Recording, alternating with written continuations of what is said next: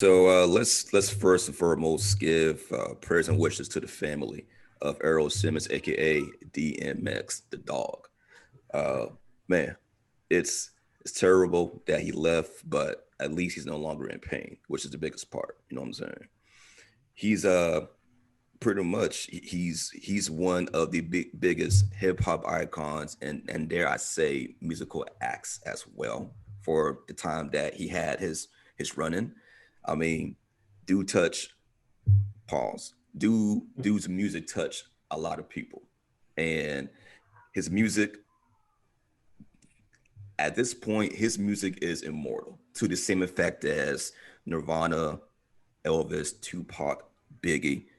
His music is right there because he it wasn't just straight gangster thug music. It was more heartfelt and he really brought himself into his music and he brought you along his journey.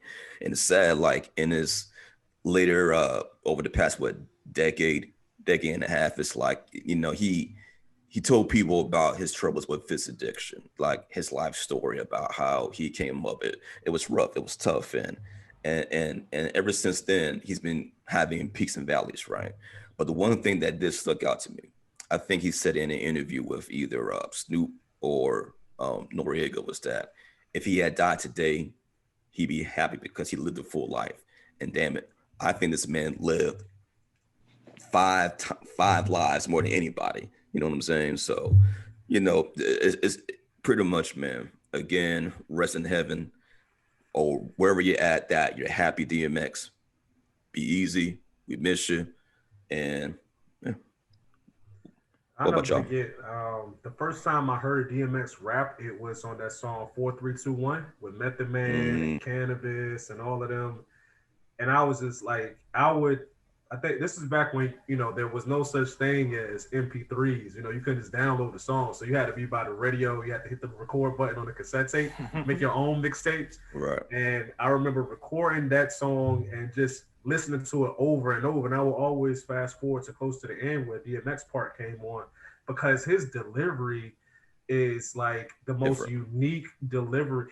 And I don't know whether it's just he intentionally wanted to be different like that, or is that just the way he talks? Because he talks just the way he raps. You know Mm, what I'm saying, baby? No, we right here.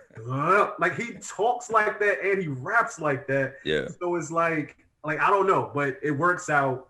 And just I knew I was hearing something special from the first time I heard him rap. I was like, yo, this dude is different. And I always go back to that one video of him where he's performing in front of like a 500,000 people. And I mean, oh my God, I don't know what festival it was. It was like 20 years ago, but when I Might be say like it was Woodstock or something like that. You know what it I'm saying? wasn't. It wasn't Woodstock. It was. It Okay. was one of those summer type festivals like that, though. But I Mm, just remember. I mean, literally 500,000 people just going bananas, man. And X is doing this. His whole thing, man. It was something to watch. You can talk about somebody being talented, but at the same time haunted by his demons. mm, It's one of those things, man. And I give it to him because he always put the pain that he was going through in his music, man. Like I actually rap a little bit myself, but I find it hard sometimes to write. Like I can't go through something like that's really, inside of me. Pause.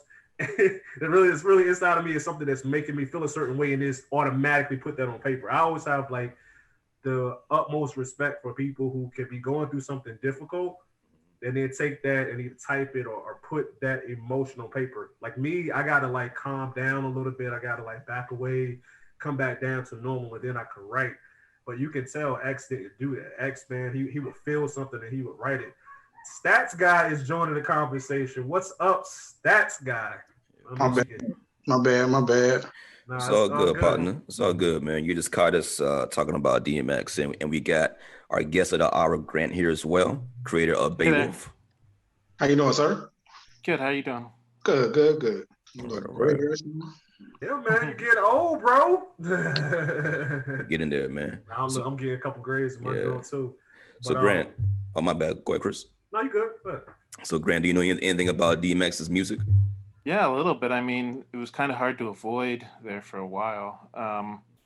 And yeah, and you were talking about how his music is going to go down in history. I mean, they're still playing his songs like Like almost every movie trailer that comes out has at least one DMX song on it. Yeah, yeah. I mean, it goes to his overall impact. And to kind of get a little bit hip hop geeky here, you know, a little bit of Oh, stats do here. it. Do So it. so remember at one point, Jay-Z was like the biggest hip hop star out there, right? For a while. Then came DMX with his whole, you know, F jewelry, F Benzes. I'ma keep it gully. I'ma keep it extra baggy with the jeans, Tim boots, Scully on. And man, that thing ran for so long. He took that shine away from Jay-Z for a good couple of years. And then remember, I think he might have been the first artist, not sure, Stats God, you can let me know. They came out with the second album the The same same year. year, same Yeah. year, Oh, both went Jesus. platinum. Yeah, And he is. right, like back then, it was unheard of. Like, yo, he did two albums in 1 year. Can you believe that? And they were both good, if not even better.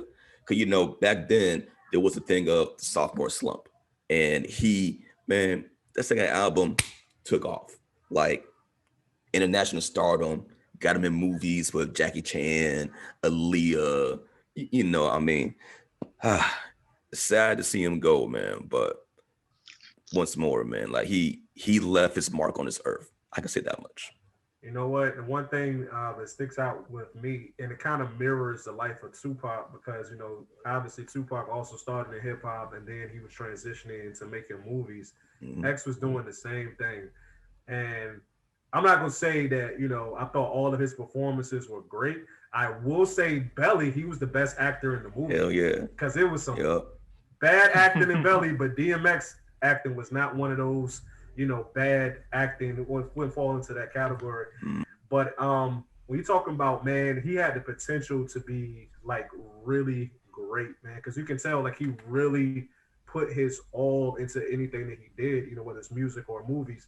And it's just one of those things, you know, we're kind of being robbed of seeing that because, you know, he unfortunately he couldn't fight off those demons, man. And we were talking about it earlier before we started recording how, you know, when you're talking about an adult that has a substance abuse issue, it's the only thing you can do is be there for them and do the best Support. that you can. But at the end of the day, they're an adult. You know, you can't be around them 24/7. And even if you could, you can't make them not do anything. They're grown, you know? Right. Right. It's one of those And things. there was and this is my last bit, and I'll let everybody else speak. But there was a post by the New York Times Post where they talked about the homes that he lost when he was at the height of his, you know, of him being rich, right? And I'm Yeah. like, how distasteful that is. Like, I can only imagine for any of us to have a level of wealth or stardom or just anything in the public eye, and then when you pass away, they immediately talk about what you lost, who you fell out with. It's like, damn, my body isn't even cold yet. Like, Right. Literally. you know what I'm saying? Like, let the family grieve. It's the same thing with, you know, like was it Kobe's, you know, when he passed away, the sheriff took the picture, or when we even like who was it, Versace, when he got shot out on the steps, you know, somebody ran to like take a picture of him. It's like, damn, man, it's like people don't have that tact anymore. But again, man, it's sad. It's sad. But yeah, that's my little 2 cents right there. No, you're right, bro. We live in the world star era.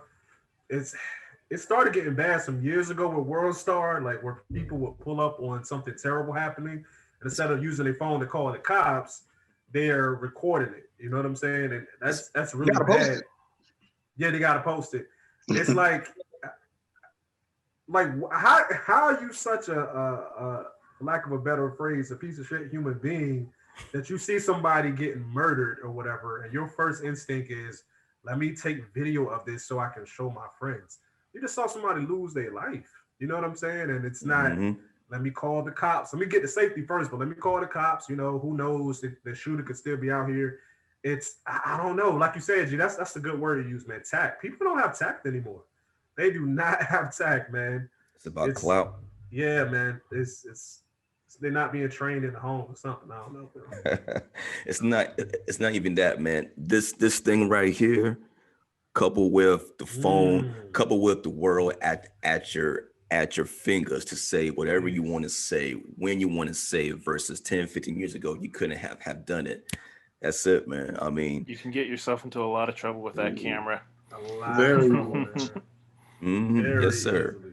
Yes, sir. I Very mean, easily. we've seen the stories. We've seen the politicians having the little, porn sites lined up during meetings. We've seen it all, man. So it's like now I'm not surprised of what happens on these platforms, but it's a gift and a curse, man, for the most part. But that's the internet for you.